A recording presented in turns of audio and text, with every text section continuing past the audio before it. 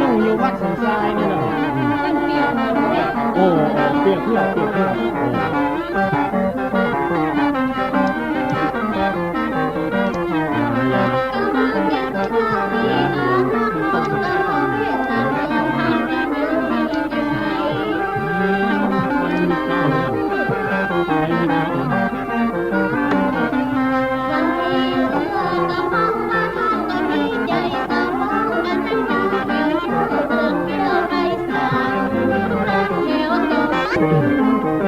เก็บตัวเป็นของพี่น้องอันนั้นบาดเดียวนี้นะสัมไปอยู่เดียวกันแม่ดูของบาดาบาดเจ็บเหนียวสันสายมาพี่น้องอาจารย์ตอนบักเรือมูนกินบักเรือมูนตายบัดหันสัทธาลายนะดีและนั่ง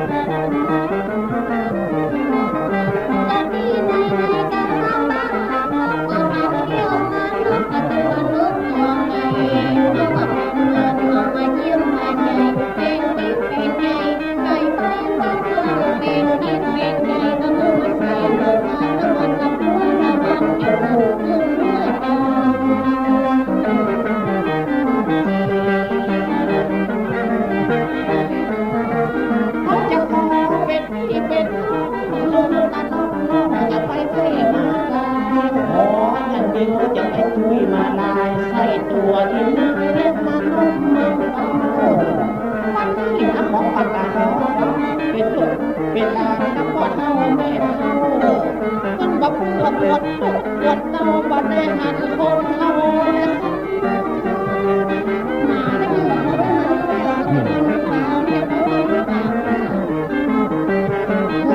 บักเพื่อพ่อชิวเป็นเจ้าของโดยเมียเจ้าชื่อแม่บัวคำจะได้บวชลูกจะได้บวชหลาน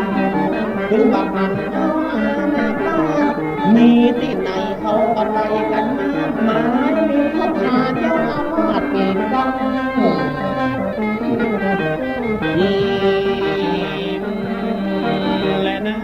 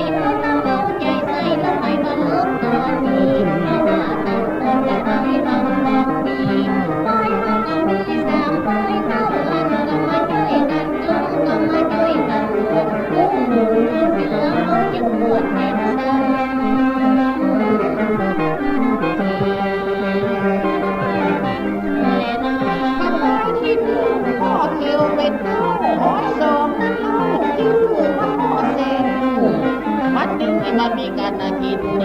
มพ่อแทนจะเอาลูกมาบวชคอยที่สามคอยพ่อตามพี่น้องสันสายเป็นเอาอ้างกับบวช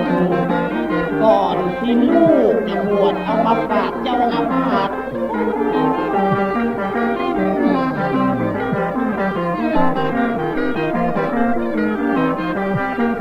พ่อคิวคำเดียวว่าคำนี่นะจิตใจเป็นบ้าพ่อแสงก็จิตใจว่างแม่บัวก็จิตใจว่างพ่อหลักน้องกับแม่ฉันติดเดี๋ยวก็มาคิดออกความเคล็ดลับจีและนางเป็น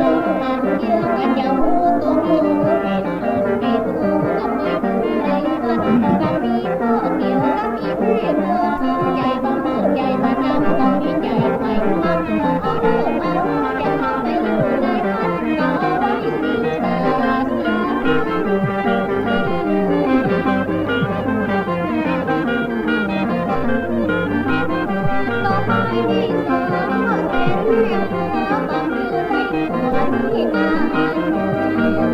ก็มีลูกเราจริงจังยิ่งใหญ่ก็เลยพระแห่ไปนับหน้าท่านก็มีจิตท่านก็มีใจก็มีความเลื่อมใสก็คือในตำยา